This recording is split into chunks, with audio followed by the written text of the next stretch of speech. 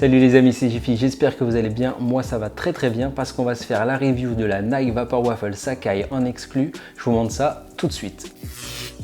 T'as bien entendu et comme tu as vu sur la miniature, je possède la Nike Vapor Waffle Sacai un peu en avance parce qu'elle sort aujourd'hui où je tourne la vidéo, le vendredi 6 novembre. Mais moi, j'ai pu l'acheter en avance grâce à un pass exclusif Sneakers. Alors pour ceux qui ne savent pas, les accès exclusifs, c'est qu'en fait, tu as une notification de l'application Sneakers qui te permet d'aller acheter la paire avant la sortie officielle. Comme je te disais, ça sortait aujourd'hui le 6. Moi, j'ai dû avoir la notif, je crois, le 4 ou le 3, je me souviens plus, qui te dit, vas-y, si tu la veux, c'est par là que ça se passe. Mais il y a un petit mais, c'est que en fait, les quantités sont limitées et que tu as beau avoir un accès exclusif, c'est pas sûr que tu aies ta paire dans ta pointure. Tu peux arriver et il y a genre plus de 42, plus de 43, etc. Moi, j'ai eu de la chance, vraiment beaucoup de chance même, parce que j'ai trouvé mon 42 alors que la notification était sur mon téléphone depuis 10 minutes. J'étais au boulot, je regardais pas mon téléphone et à un moment, je sors de ma poche, je vois, il y a 10 minutes, notif Sneakers, machin, je dis... Oh les bâtards. Donc j'y vais direct, j'ai pas pensé à faire une capture d'écran, j'étais trop en stress. Donc je suis allé vite, tac, j'ai acheté le truc. Et 2 jours plus tard, elle est déjà là, donc le jour de la sortie officielle. Mais pour ça, pour l'avoir en main, il faut d'abord win sur Chronopost, c'est pas sûr. Petite dédicace à Théma la paire. La voici, moi je l'ai, et je remercie Chronopost de m'avoir livré ma paire. La voici, la Nike Vapor Waffle Sacai.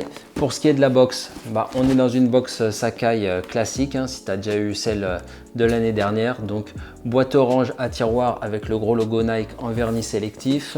Petit logo là, l'étiquette, donc le tiroir juste ici. Et enfin, tu as le logo Nike Vintage ici et ici. Voilà, il est coupé en deux parce que si tu as 2 box, tu peux le coller et tu as le logo en entier.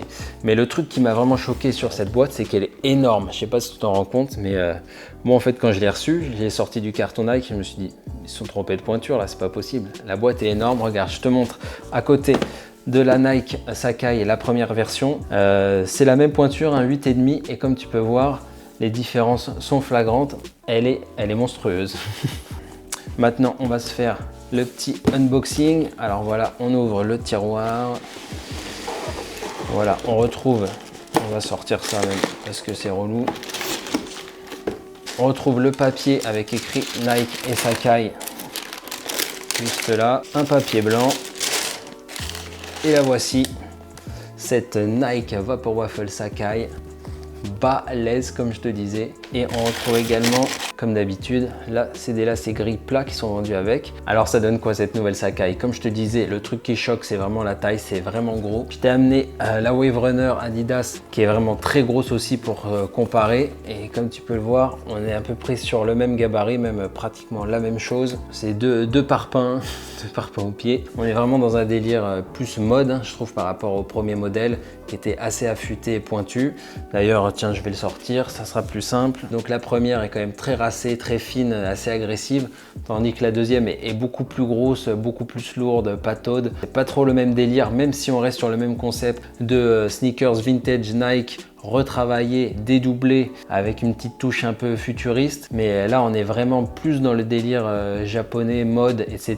Plus côté triple S, même Balenciaga, tandis que là on était vraiment dans une vintage Nike. Il y avait juste ça qui dépassait, qui était un peu spécial, le double swoosh et la double languette, mais ça passait plus, c'était plus passe-partout, tandis que ça se remarque direct. On va revenir à cette nouvelle Sacai, c'est ça qui nous intéresse. Alors qu'est-ce qu'on a? On a en fait, c'est un mix d'une Nike Pegasus 83, donc pareil, comme je te disais, même ADN que la première. On tape dans les archives de Nike, donc la Nike Pegasus 83 qui est une chaussure de course à l'ancienne, mixée alors pour le coup avec du méga futuriste, avec la Nike Vaporfly Next, qui est la nouvelle paire de Nike pour courir qui a explosé le record du marathon. Chitose Abe, la créatrice de Sacai, a donc mixé les deux pour nous donner ceci. Alors le truc qu'on remarque tout de suite sur cette nouvelle paire, c'est la semelle qui est complètement délirante. Moi c'est le truc qui m'a choqué d'ailleurs sur les premières photos. J'aime pas trop, voilà, je vais pas tourner autour du pot, j'aime pas trop. Là c'est comme si la semelle se décollait en fait derrière. C'est pour le rappel bien sûr à la Vaporfly Next avec cette espèce de pointe. Moi je trouve que ça ressemble surtout à un bec de canard. Voilà, la première fois que j'ai vu les photos, j'ai dit qu'est-ce que c'est que cette chose? Une fois qu'on l'a en main, c'est un peu moins choquant, même au pied, tu verras tout à l'heure pour le unfit, mais c'est quand même pas très beau. Moi je trouve qu'il y a clairement une semelle en trop, tu vois. genre la semelle blanche qui est là, ils auraient dû garder juste la beige et ça aurait été très bien parce que là on est vraiment sur un truc très gros. Après le profil, le shape est assez plat, hein, c'est assez pointu qui est pas mal. On retrouve bien sûr l'ADN de Sacai avec le double swoosh, les doubles languettes qui a fait la marque de fabrique de la première. Par contre on n'a qu'un seul swoosh à l'intérieur. Pareil pour les écritures, là on a le logo Nike et Sacai, une petite languette avec un petit swoosh juste là. Au niveau de la semelle en dessous, c'est du classique, hein, rien de spécial, on est sur une semelle de Nike Pegasus 83 comme je te disais. À l'intérieur, une semelle avec le logo Nike et Sacai, hein, le même qu'il y a ici, qu'on retrouve sur le papier à l'intérieur de la box. Et le upper est fait dans un matériau par contre totalement différent par rapport à la première Sacai. On est plus sur un espèce de grillage en fait, parce que les trous sont vraiment très gros et c'est genre un peu plastifié. Donc c'est pareil, c'est complètement transparent à l'intérieur. Donc tu vois, là ma main, on la voit vraiment bien. Et comme je te dis, le grillage est très large. Donc là pour l'hiver, oublie, hein, si tu veux les pieds congelés, c'est direct. L'autre truc très bizarre, comme je te disais, c'est l'absence de toe box.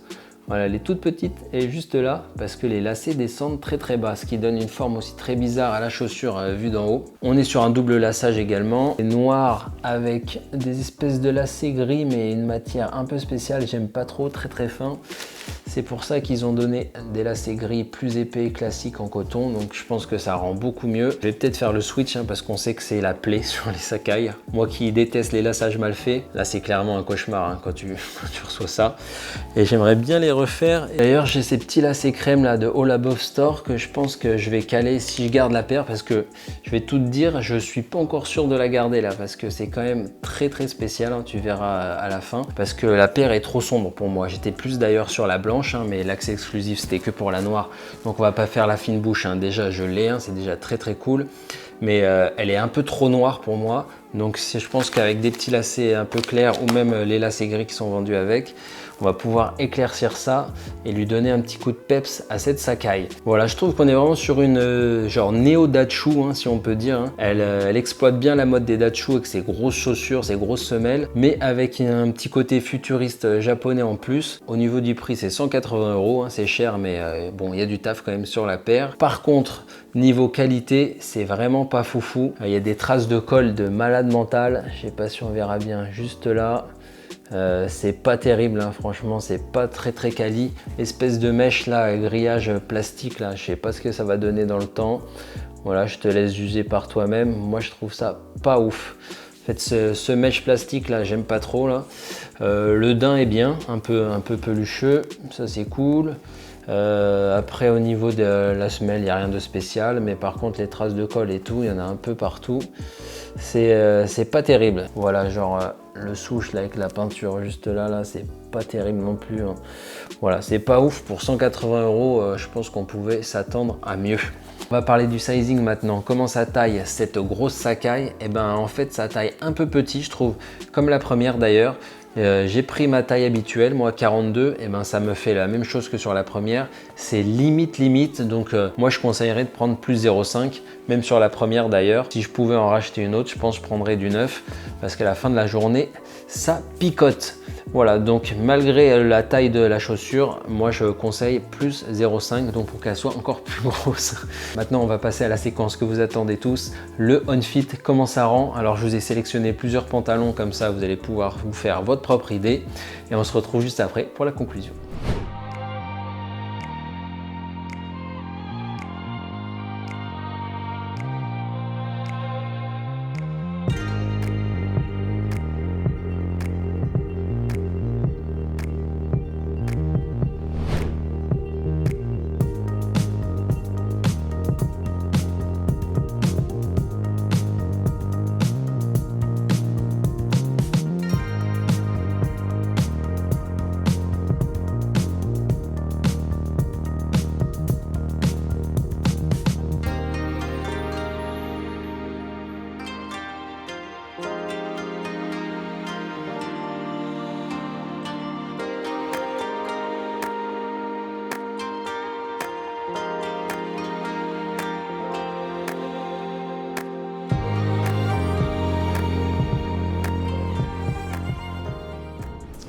Et voilà pour cette review de la nouvelle Nike Vapor Waffle Sacai que j'ai pu vous proposer en exclu. Je suis super content. Pour une fois que j'ai un peu de chance, autant vous en faire profiter. Voilà, comme ça vous pourrez vous faire votre propre idée. Est-ce que ça vaut le coup de l'acheter resell autour de 400-500 €, je crois pour l'instant. On va voir si ça monte ou ça descend. Il y a l'autre coloris aussi dont j'ai pas parlé qui est blanc et fuchsia. Peut-être limite plus cool que la noire, je sais pas encore. La noire est plus facile à porter, ça c'est sûr. Donc ça c'est cool et beaucoup moins salissant vu que ça a l'air quand même assez fragile au niveau du daim là, comme sur la première là. Tu fais des traces très rapidement, là tu sais que c'est un bloc. Après niveau solidité du mesh, je sais pas, je me prononce pas trop, on va voir dans le temps si je la garde parce que j'ai encore des doutes.